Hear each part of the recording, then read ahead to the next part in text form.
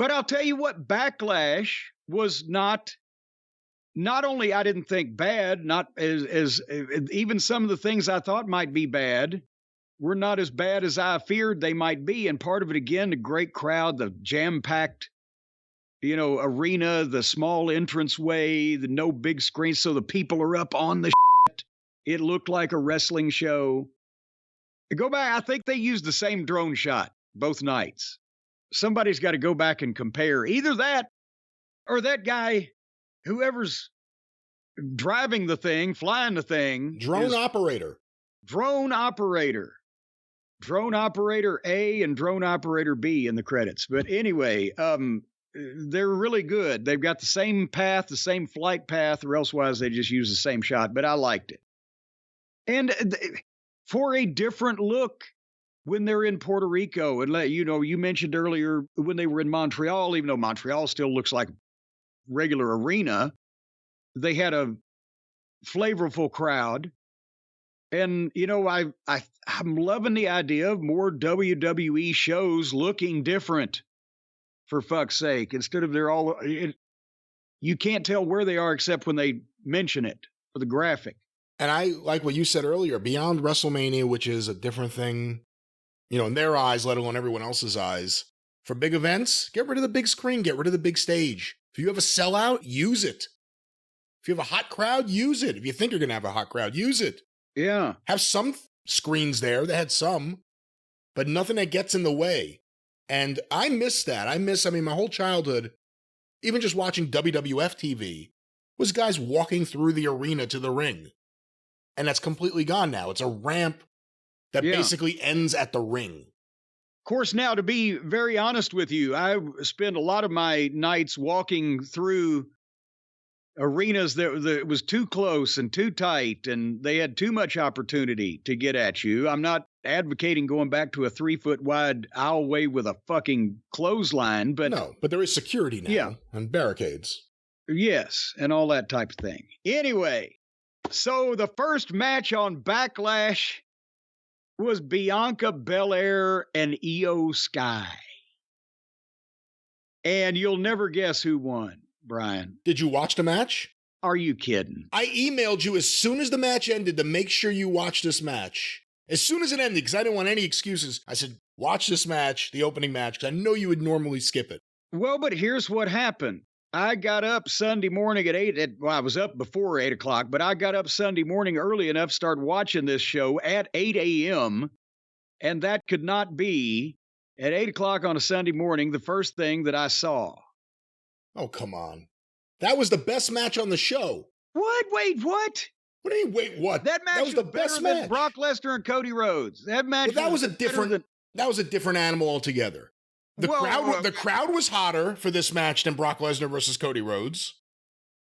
The crowd was part of the story. The crowd was super hot. And both of these women, and you're saying that they just tired? Well, maybe Bugs Bunny and Damian Priest might have worn the crowd out. What I'm saying is this match was really good. Excellent, I would say. And both women were great here, and the crowd elevated them and elevated the match, and it was worthy of your time. And I think you probably, if you watched it fairly, you probably would have said, that was a really, really good opening match. All right, I'll tell you what. How about, since it's on the Peacock Network, that I will make, here, I'm making myself a note now. You're going to go into this looking to hate it. That's the problem. No, I'm not. Yes, I will watch this. You're a mean old man. About it on the drive-thru. Everyone knows. You're mean. Well, I will watch it, and I'll watch it in the afternoon when I'm. Is that your wrestling time when you're in the best wrestling mood? Well, no, when I'm in a mood, not first thing in the morning, start the day off wrong, and I'll watch, but not the last thing in the evening where I'm grumpy. I'll watch it in mid-afternoon, and we'll talk about it on the drive-thru if it means that much to you. It's not that it means that much to me. It's that it was an excellent match that I would have loved. You're telling me that this was better than Ripley and Vega? I really liked Ripley and Vega, and there was a lot of emotion there that you can't replicate in anything else. I think this was a better match than Ripley versus Vega. This was a really good back and forth match. And Bianca continues to impress me. I thought Io was great here, and there was no silliness. And I would like you to give it a fair shot, but I'm afraid you're going to be like, I watch it, and as soon as I started watching, Bianca twirled her hair, so I fast-forwarded.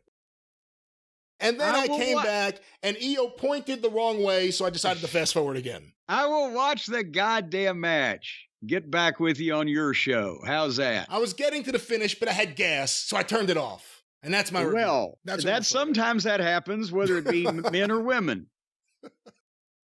And speaking of men, basically, Rey Mysterio and Bugs Bunny were speaking Spanish again to each other as he prepares for his contest, and Savio Vega steps. This is backstage, and Savio Vega steps in, and the pop was massive. Did you hear that?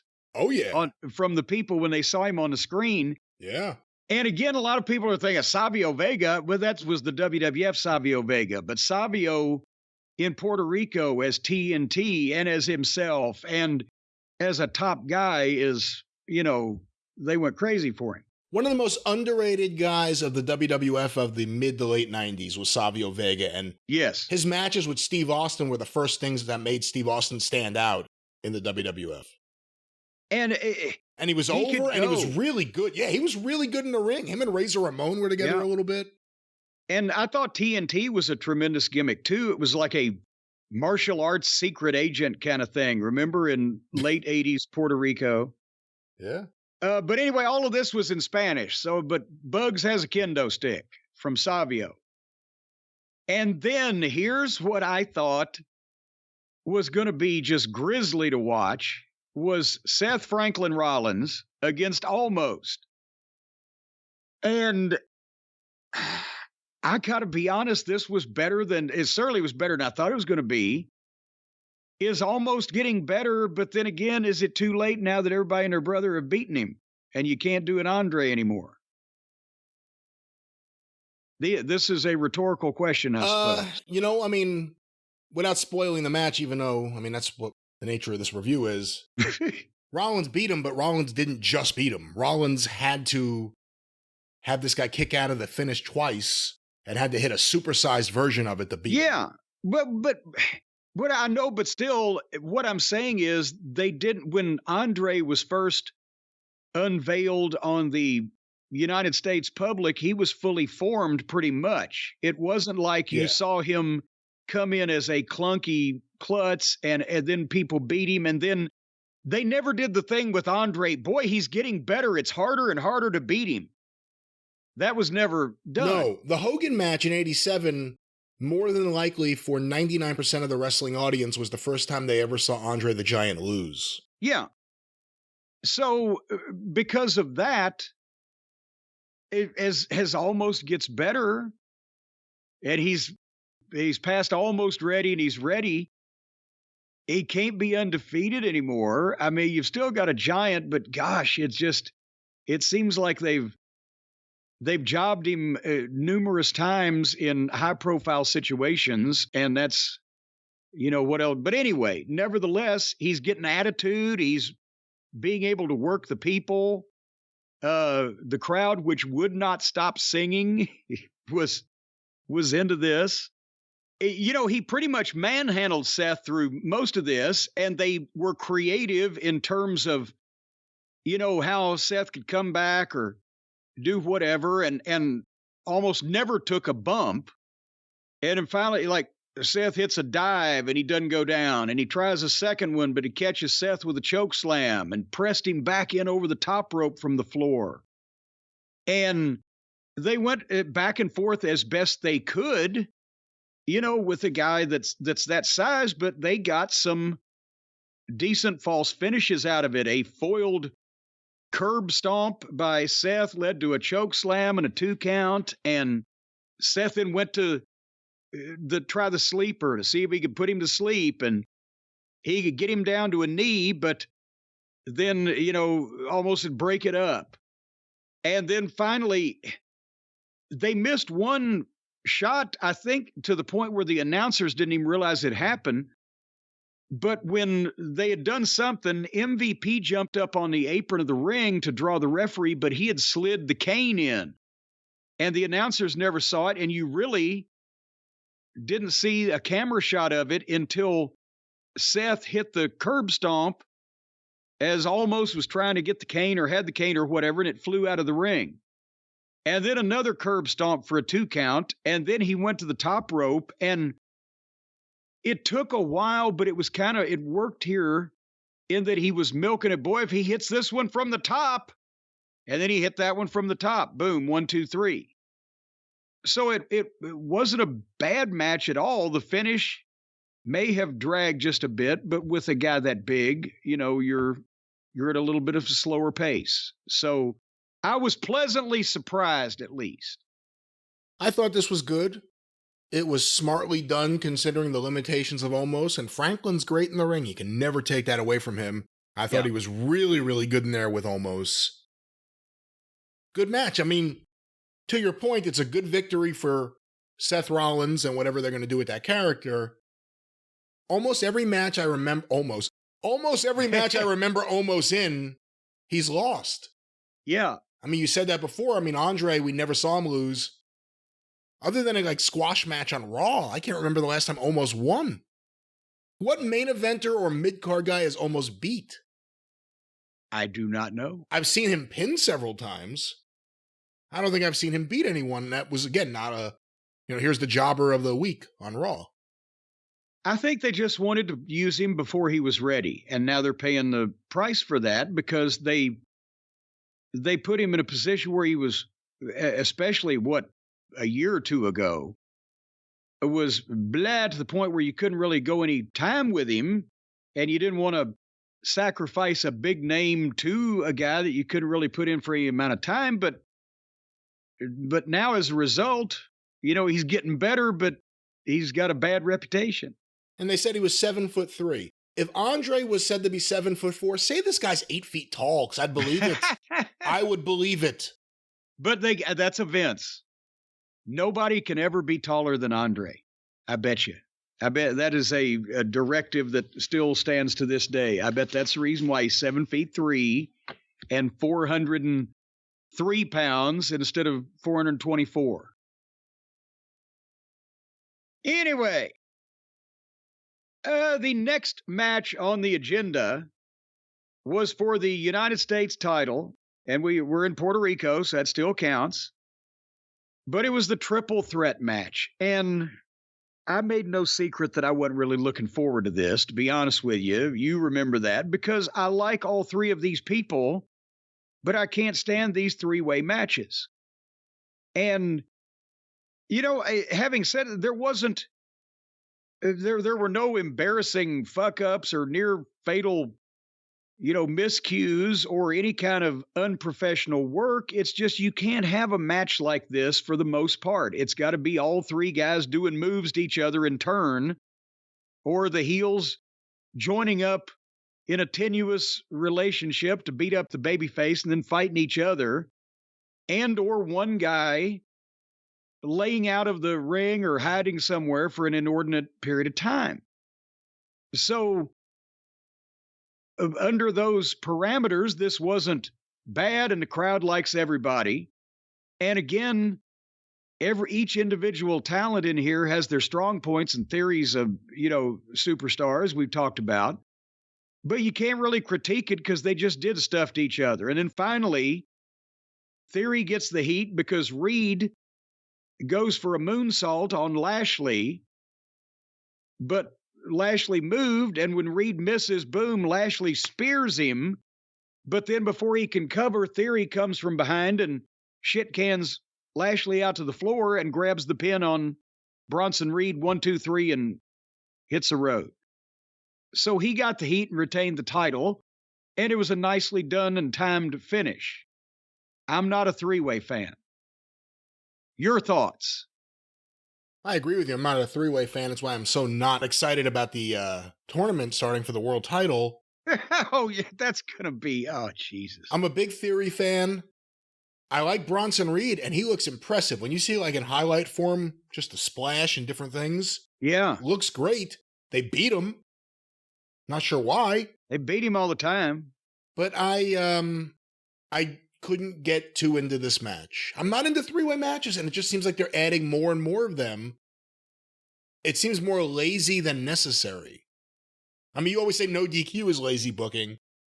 I would argue that three-way matches is the ultimate lazy booking. Well, but now remember, three-way matches are no DQ, so it's all, yeah, but I get what you're saying. Not all three-way matches are no DQ. Aren't they in AEW? Actually, I think they are in WWE too. You can't really apply this to AEW. I'm talking about WWE because in AEW, it depends on what referee is there. I'm pretty goddamn sure that they are in AEW, and I'm fairly certain that they are in WWE. Have you seen somebody get disqualified in a triple threat match? I don't recall the last time that has happened. No. Well, let's let some of the facticians and statisticians in the audience let us know how lazy is the booking of the triple threat matches, because I think that they conveniently always say no DQ on them as well. Honestly, I think there are too many belts, but why not just create a belt? The three-way match champion, and just have that be its own thing away from the world title and the U.S. title and everything else. But it is lazy also because just 3 ways, 4 ways. It's just... How do we get these people on the show? I know. How do we get these people on the show? How do we not have one guy do a job when the other guy can do it? Or whatever the case, it's an easy way out, and there's so many of them, they mean nothing. And speaking of many things that mean nothing, the titles mean nothing, the women's titles, because there's 2 of them, and the SmackDown champion's going to Raw, and the Raw champion's going to SmackDown. So they're going to have to do a lateral handoff at some point, I guess. This is so confusing. But Rhea Ripley wrestled Zelina Vega on her home island. I don't know if that's the exact specific town. It's where her family comes from. Yes. And so she obviously got a huge pop, as she did the previous night on SmackDown, for being the hometown girl. Huge doesn't really describe it. I mean, well, yeah. These are monster pops and monster cheering sections on these shows. But again, also because of the tremendous wrestling legacy and tradition in Puerto Rico, these people are into it. And, they love their baby faces. And Zelina, this was, I think, the best that I've seen her. And Rhea, even though she was wearing white, I'm not sure how I feel about Rhea Ripley in white now. That seems to be her big match outfit, right? Or a big match color, I guess I should say. I don't know, but I don't know. I mean, she could look good in a potato sack. It hit me watching this. She wore white. The Usos wore white later on. Like, the heels are now wearing white and the baby faces wear black. Well, that's what Rhea ought to save the white for when she actually does turn baby face, and then that subtle. Hey, Zelina's family at ringside, they said her uncle wrestled Bruno Sammartino. Who is her uncle? I actually don't know this. It would have to be some guy probably that in the late 60s, early 70s that broke in to do jobs in the Northeast, one would think, because it would have had to been in the Northeast. That's where they did television when Bruno was working. But I don't know whether he ever attained enough of a name where anybody would even know it today, which is maybe why they didn't mention it. But it's entirely possible. And especially there wouldn't be any TV floating around late 60s, early 70s, where people would be putting them on the. Have you seen the Twitter tributes to job guys where they put up like their beauty shot with their name and graphic for like 2 seconds? I don't think that guy would be on those either. So what an incredible moment, though, of Zelina in the ring, at the beginning and eventually at the end, but especially at the beginning, just the crowd reaction. And it would be almost impossible, I would think, for her not to be emotional in that moment. Her family's there. This place is just going nuts. It was quite the moment. One of the real special moments I think I've seen in quite a while, her reaction to that. And thankfully, the flip-flop spot was explained in an article on pwinsider.com the next morning, folks, if you want to check it. But basically, Zelina goes out on the floor and gets a flip-flop from her mother and then throws it at Rhea Ripley, and the place explodes like she's just hit her in the face with a fucking pie. And apparently that is a traditional island thing down there that your mother will take, and I forget what there's a Spanish name for the shoes, but we'll take one of them and spank you with it if you get out of line. And the mothers in Puerto Rico are noted for them shoes. So it got a huge pop, and everybody else is like, what the fuck's going on here? But that's why. And again, this match, my God, they did big girl, little girl spots, just like I say, big guy, little guy spots. That's the way they built it. Zelina is quick and resourceful and fast and smaller, and Rhea is overpowering, but is not as fast and resourceful. And it worked. And Rhea, again, sells like a guy. The staggering, the wobbly legs, the facial expressions, little things. Or then when she's a heel, and she loved healing to people here. And she woman handled Zelina and roughed her up, and, really loved taunting the crowd and keeping the pace exactly right for the heat, so that then Zelina could be all fiery on the comeback. It was very good, I thought. And Zelina made a comeback, hit a DDT, hit a 619, and hit that Meteora that I wouldn't want to take. I've seen, who else is it does the Meteora? There's several of the ladies that do it. I forget. But nevertheless, I haven't seen one yet that I would either want to give or want to take.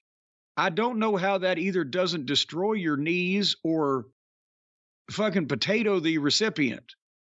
But it looked great. 2 count. And then suddenly it was like Ripley said, okay, fuck it. I guess we got the emergency go home cue. Kicked her, grabbed her, hit her finish, the Riptide Boom 1, 2, 3. So that was a little abrupt. I was enjoying it. But otherwise than that, I thought they did a great job here. And it's obvious that Zelina was not going to, because she's in her hometown. Again, the same thing with Sammy in Montreal. They're booking for the world. So Rhea had just beat Charlotte. They've got long-term plans for her. Zelina wasn't going to win this, but they presented her as, I think, as credibly as she could have hoped for, and she did a great job. If this had been AEW, Zelina would have kicked the shit out of Ripley for 20 minutes, and then Ripley would have won on a fluke, and it would kill the whole goddamn deal. What do you think? I thought this was a great match. I thought Zelina did great. Again, I talked about the emotion at the beginning, at the end. What do? You have the heel beat the hometown favorite. The heel leaves. You let the babyface get up and get that moment again at the end. And yeah, it really was a special moment. And it made you, it would be impossible, I think, to watch that and not root for Zelina Vega in that moment. It was really, really cool. Yeah, but and notice they brought the music down after Rhea got out. They brought the music down, and just that was the people's cue to, okay, now we can show Zelina, gave her the moment, how much appreciation we have for what, who she is and what she did. They wanted to pop and react for her, so they got the chance even though she didn't win, which for the long term probably isn't the right thing. Right. I had a lot of comments about the AEW women's division earlier. This is where I see the opposite. Rhea Ripley may be, if she's not my favorite wrestler today, she's in the top 3. Not favorite female wrestler, favorite wrestler. Yeah. I love watching her. The way she takes a DDT. Like, it's not just the way she gets almost so she lands on top of her head and falls. She also rolls her eyes. She also sells with her face. Everything she does, her whole body's in it. In a way that an athlete, she's an athlete. And a lot of people just look like they're going through routines in wrestling. A lot of people, they want to get in there and do what other people do. This is a pro wrestler. Rhea Ripley is on top of her game, and she is just so good and so young and so good. So when I say all those things about AEW, that AEW probably shouldn't even have a women's division, it's not that there isn't good women's wrestling out there. Rhea Ripley's as good as it gets. And I love the opening match, and I can't wait for you to honestly watch it. All right. But that's the problem. The bad people doing it outnumber the good people doing the it. bad actors out there. But Rhea Ripley is just exceptional as a professional wrestler, and Zelina Vega did great here, and it was an emotional match, and tremendous. And the crowd is still as up as they were for the opening match. Well, here's what I think might have worn them out a bit. I have conflicting emotions on the street fight between Damian Priest and our friend Bugs Bunny. Bad Bunny, major celebrity, known throughout the world. Major star. I had never heard of him before he showed up on this television program a couple years ago or less. I have conflicting emotions because this was... Not only is Bunny taking the business seriously and being respectful of it, and he's trying his hardest, and he's taking risks he doesn't need to take, and we've heard rave reviews about him as a person with how he's treating the business. That is not the issue I have. I don't dislike his music because I'm still pretty sure that I've never heard a fucking lick of it yet. It's not that. And in the special mixed tag team match that he had where he and Priest were partners, as I said, I can buy that. Wasn't mixed? Mixed, yes. A wrestler and a non-wrestler, civilian. What I'm saying to you. All right, you're the Mr. 3 people and a woman. So don't... Yeah, there were 3 people and a woman over there. Anyway... My emotion is, and this was laid out well also, and it was specifically the thing that the people from Puerto Rico came to see. It was island-centric with all the guest stars that we'll talk about and the involvement. And it was laid out when it tore the house down. But I guess at the root of it, this guy is a musician. A musician who is giving a 6'5", 270-pound, whatever wrestler Canadian destroyers and taking power bombs off stages through tables and getting up and see what I'm saying? It's almost like, yeah, that's what I talk about when I talk about the fact that it just because you can teach a trained chimpanzee to do moves doesn't mean they know why they're doing it, and they shouldn't be presented as able to do it. Can a musician possibly be this tough? If so, then how tough do the wrestlers have to be? Are we putting the bar? Now, what do you got to do to a wrestler? If the fans can say, well, fuck, that goddamn Bunny, he got thrown off that stage through that table, and he was back up and won the match. Well, then the wrestler has to be thrown through the table off the roof. It just, this is the problem, that this is where we work ourselves into corners, in my opinion, when just because somebody can do something doesn't mean that they should for the overall presentation of everybody. Has that point been registered? It is, and I don't think you're wrong in principle and in general. With that said, if you're going to do it, this was about as good as you could do it. And this guy takes it seriously. He's not out there doing silly stuff. He's not treating the business with disrespect. It's funny, every guy the WWE brings in that's a celebrity, they treat it with respect. Almost more than the wrestlers even. Yeah, well, and you have to figure that before we see the celebrity, they've already felt out as to whether that's going to be the case or not. There may have been some they vetoed because they didn't get that vibe off of them. But anyway, and they worked this match. Whoever laid it out, I do not know who the producer was. Hopefully a lot of this was Priest. I think he has pretty good ideas because he seemed like, especially at the start, even when Bunny was on some type of offense or had scored something, Priest was still kind of scoffing at him and, you know, toying with him a bit and not taking him seriously. And then as it went on, he took him more seriously because they created believable happenings to where Priest's leg would get hurt. So that's a handicap for him.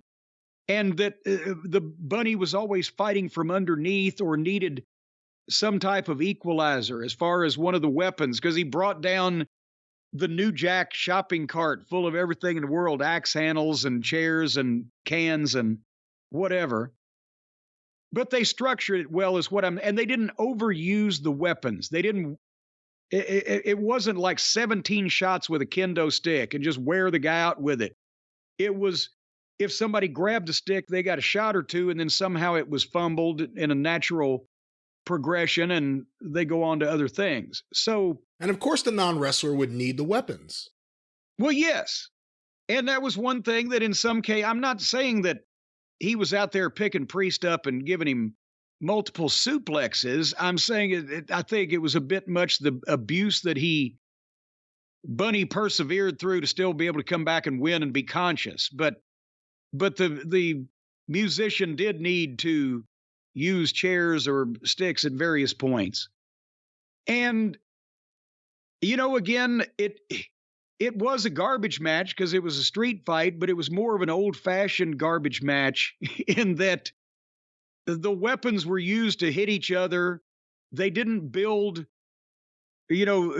chair and table ensembles or structures up to throw each other through them and spend half the time milking that. It was a fight, and they used weapons. So it was better. And again, the Bunny, my babe Bunny there, this was a better garbage wrestling match than most AEW garbage wrestling matches involving long-term professionals.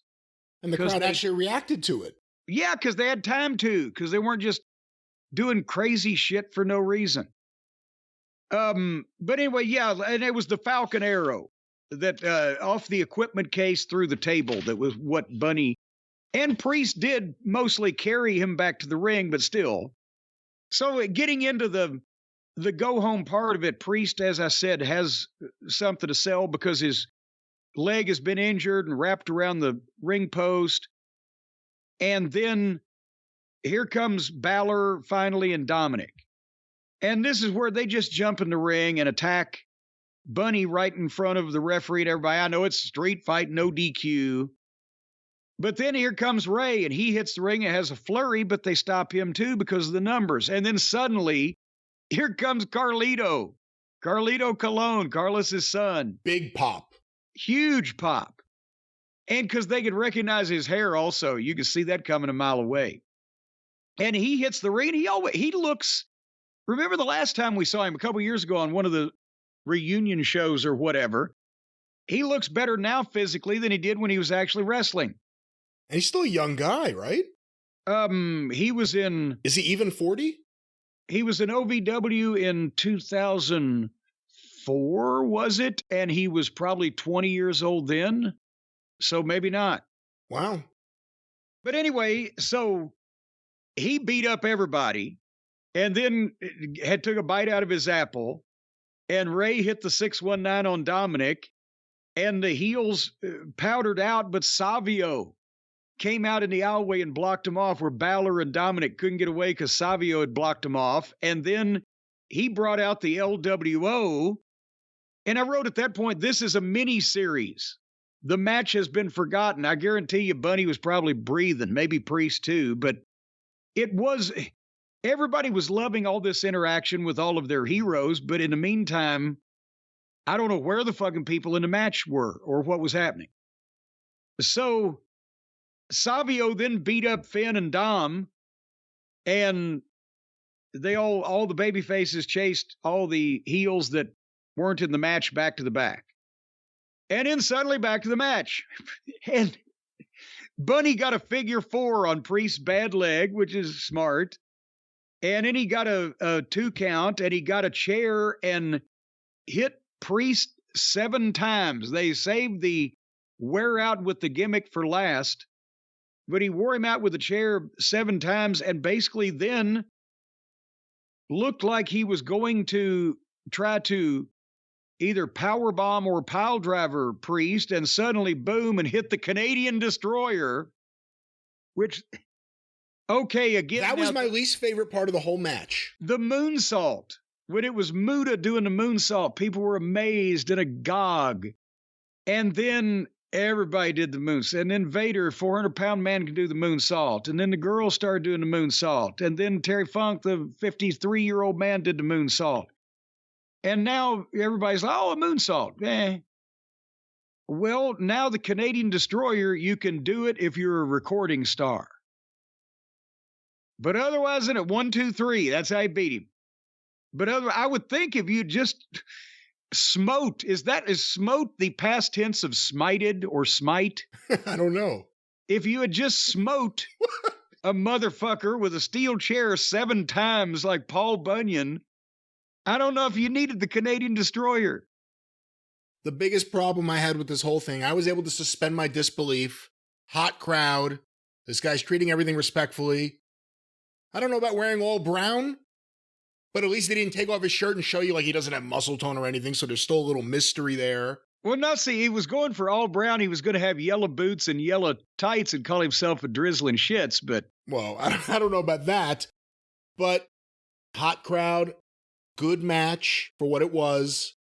I had people here watching. We had a social gathering here at the house, and non-wrestling fans were asking me about the match. They said, who do you think will win? And I said, well, Priest should win because he'll be back here tomorrow. Yeah. But they're going to probably have Bunny win because this is his hometown. He's the big star. He's been working with them on a lot of things. Well, also, it is Puerto Rico. Priest, if Priest had won, he may not be here tomorrow. He might not have got back to the ring. That seemed like a fun-loving crowd, not like the Puerto Rico of old, but there still could have been some issue if you stretch things too much. I didn't like the finish, though. That was the biggest problem I had. The Canadian Destroyer. I actually didn't even think the Canadian Destroyer itself looked that impressive. We see it so often. Dustin Rhodes, Ricky Morton, everyone does it at this point. I didn't think that was the right finish there. But otherwise, can't complain. And I enjoy up to this point and beyond this point, but good show. Good show. And,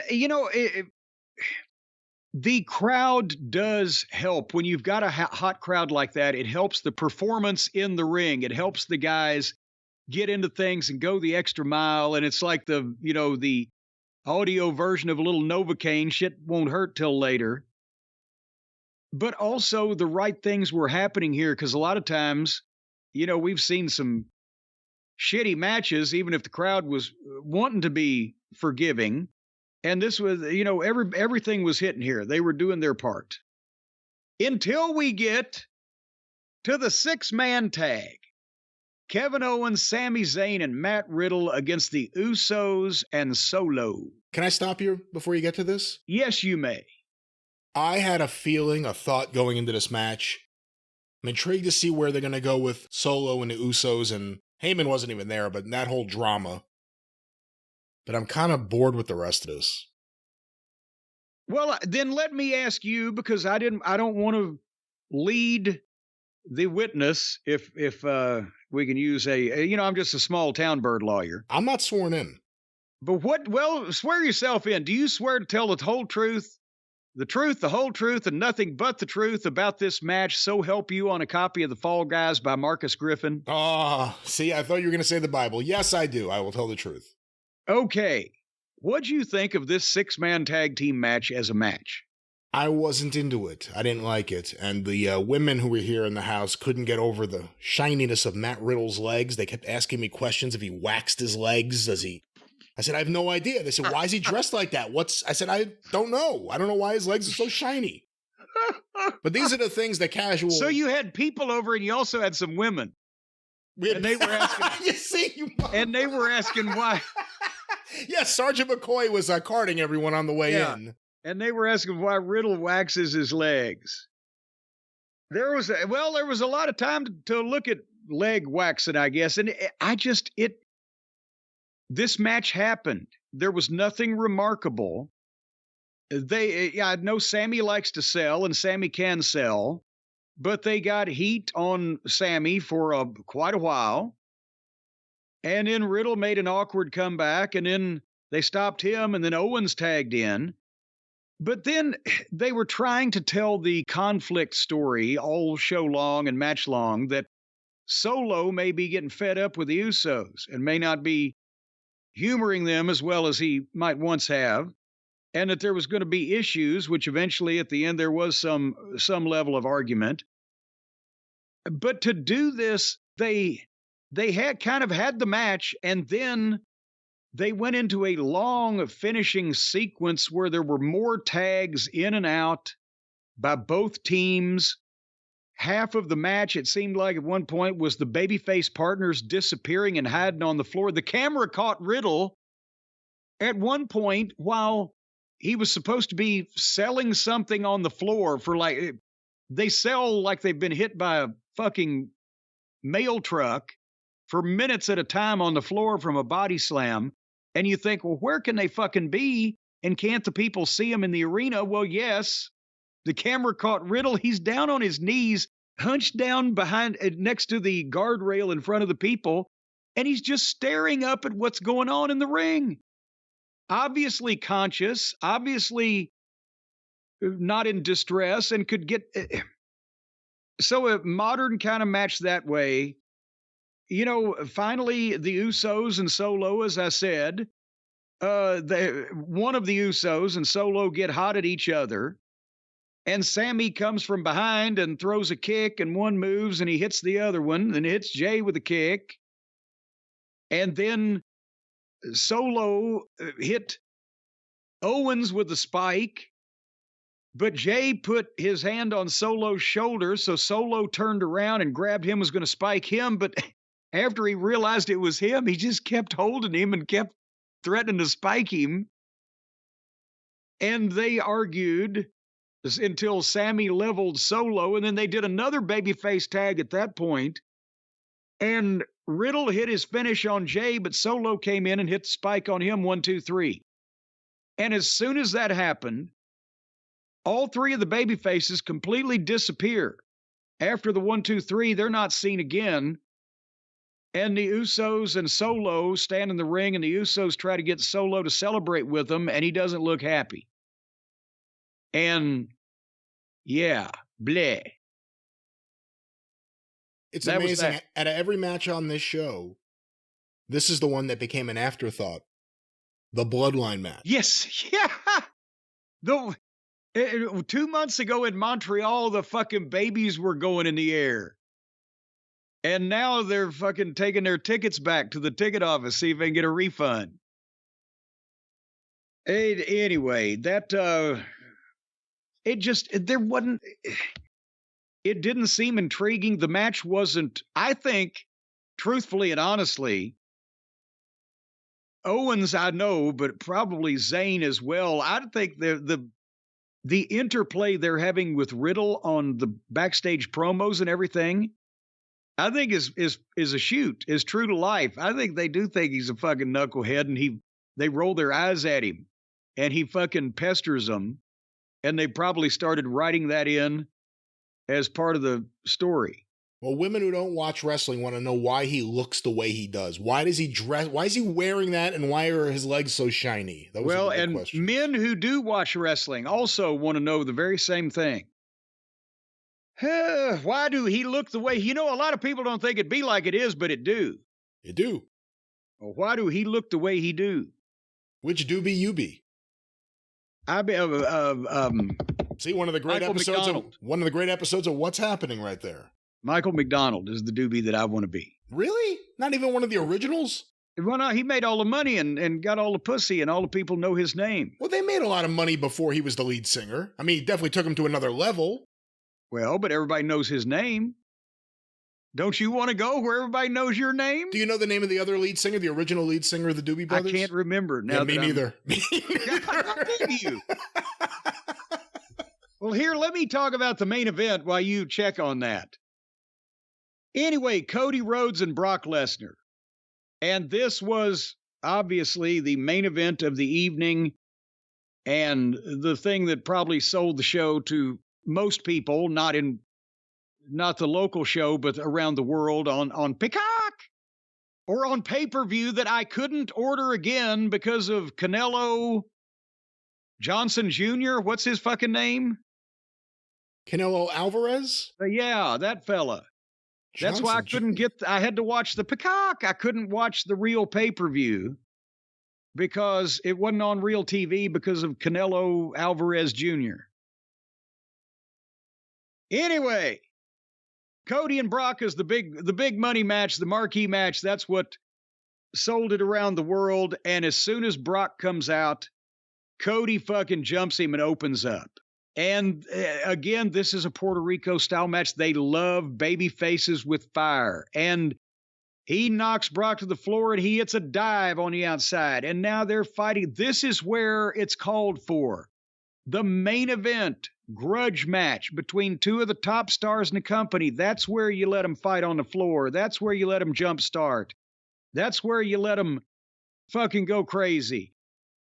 And he hit Lesnar with the top of the announce desk. And then he picked the stairs up and ran him into Brock's head 3 times.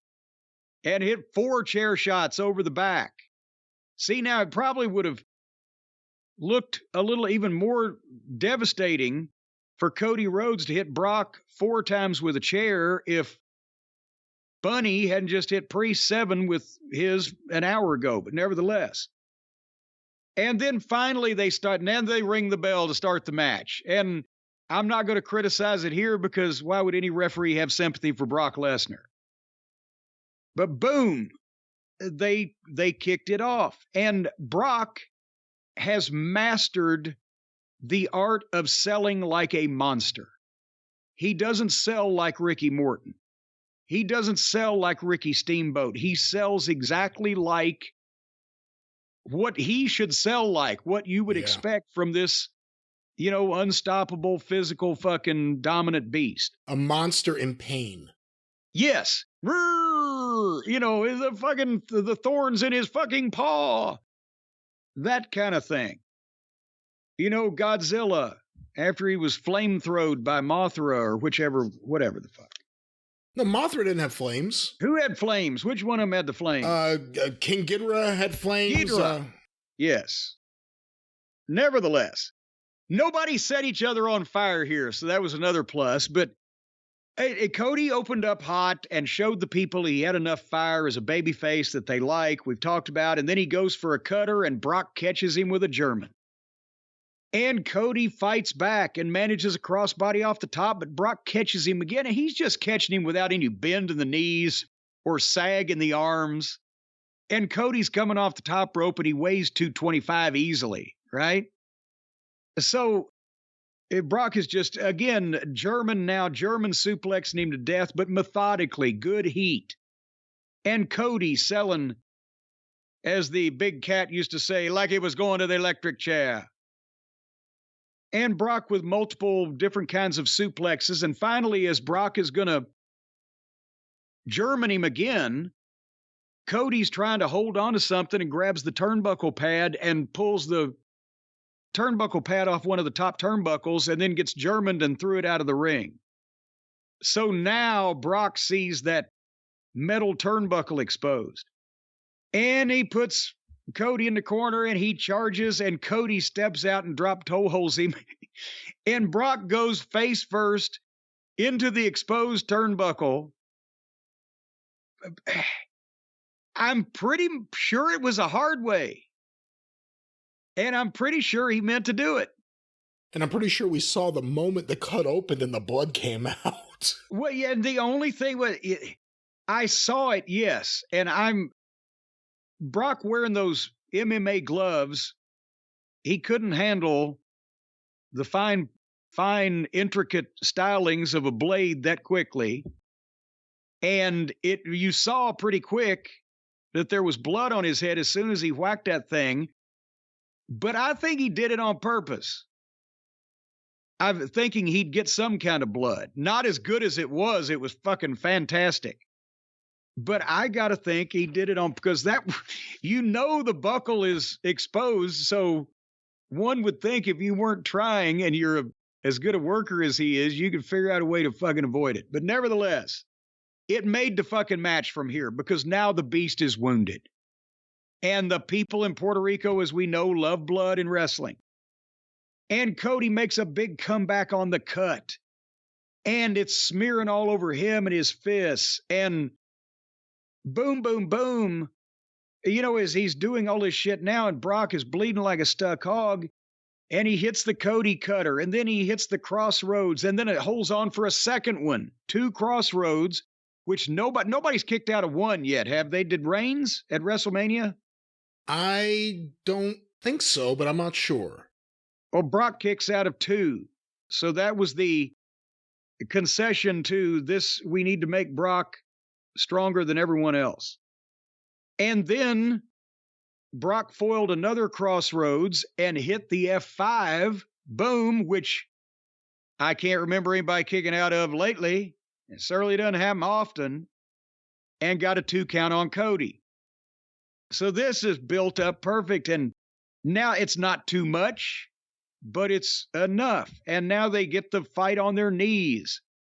And the juice is great on Brock's, all over Brock's face. And it's flying out. And Brock gets him in a double wrist lock, a Kimura, as the kids call it, and starts cranking it up.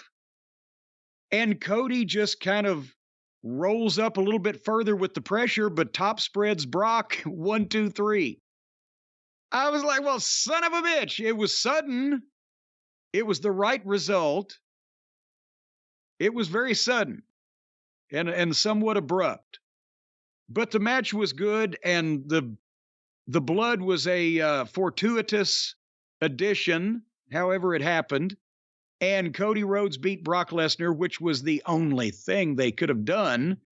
But he didn't beat him convincingly, because you never know when you might need Brock again with the way things are going. Your thoughts? And even Brock, I mean, if he's going to lose, he lost that Lashley match, the nut shot. You know, he'll lose, but yeah, it's not going to be just wiped out in the middle of the ring. You pin him and he doesn't move for 5 minutes. Really good match. Cody's killing it. Brock was great. I got a little uncomfortable when he hit the post because the camera was right in front of him and you literally just see the cut open up and the blood start coming out.